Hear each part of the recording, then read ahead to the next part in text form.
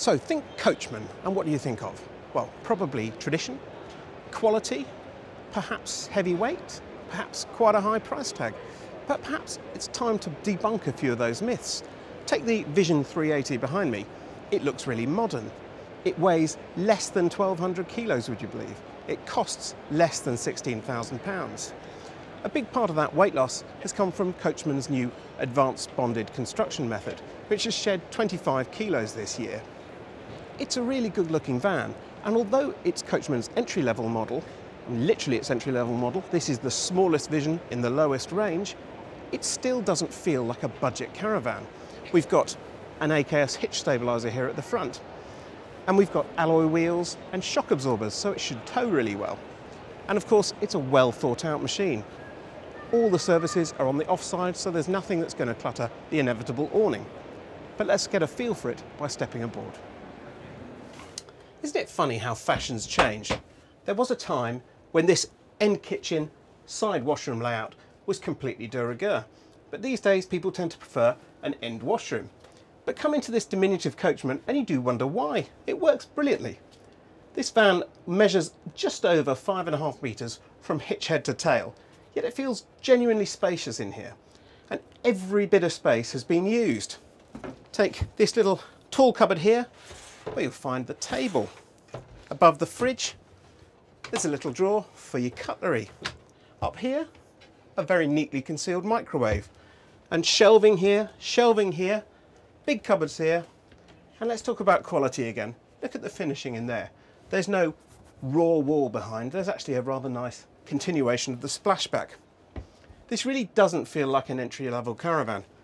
We've got a proper oven and grill, a dual fuel hob with these little retainers to avoid you burning your hands when you're washing up, which is a nice depth of thought.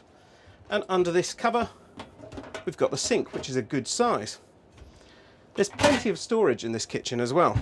We've got a drawer and a wardrobe beneath. And talking of wardrobes, over here is the main one for the caravan, and believe me, it is genuinely massive. As for here, this is the door to the washroom. You're never going to get a huge washroom in this layout, but the Vision 380's Wetroom is certainly a usable size. There's a Thetford electric flush toilet in the rear offside corner, and the wash basin and moulded vanity unit should be waterproof if they get splashed by the shower, although there is a wraparound curtain.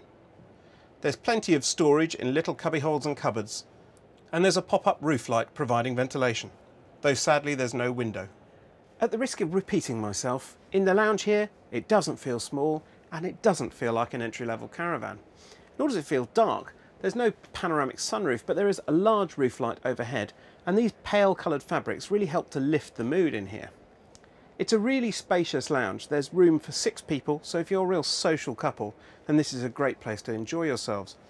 There's a neat front chest here, although sadly, unless I'm mistaken, I can't find any TV point up here, so you'll have to use the sideboard above the fridge there to put your TV on, which could restrict its use as additional worktop. At night, you've got a couple of options. You can either use these long sofas as single beds. They're roughly 6 foot long, so they should be roomy enough for most. Or you pull out the slats from the offside bed base, and it makes up a colossal double bed. Underneath those bases, there's a good amount of storage space, particularly here on the near side. On the offside, it is restricted by the electronic consumer unit and the Truma heater. Step outside again and you are reminded what a tiny little caravan this is, which is great news for storing it and great news for towing it. Yet of course inside you've got that wonderful social lounge, something you don't get in most fixed bed vans, which tend to have a very compromised lounge area. If you really don't need any more than 2 berths, it's a very practical layout. And although it might not be the cheapest van with 2 berths, you really can feel where that money's been spent inside.